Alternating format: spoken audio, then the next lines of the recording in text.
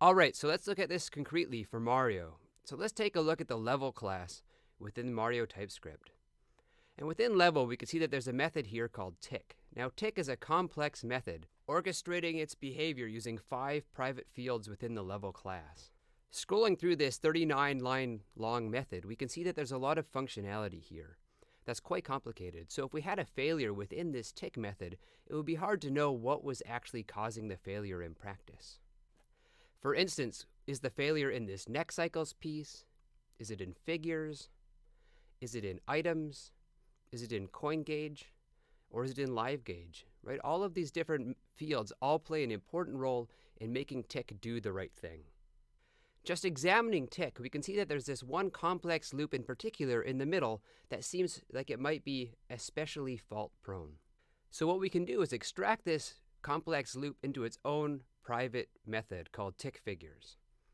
So tick figures now contains that complex loop, and we've gone and simplified tick so that it doesn't contain that code anymore.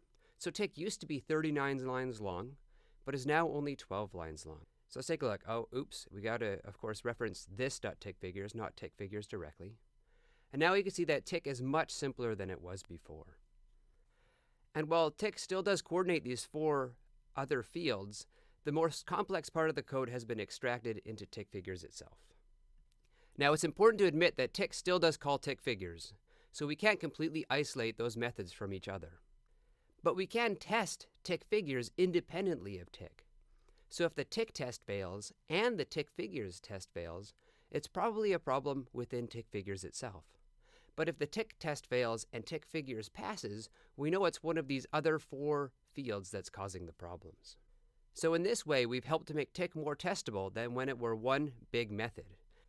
Because when tests start to fail for tick and tick figures, it's going to be much easier for the developer to diagnose the root cause of the failure.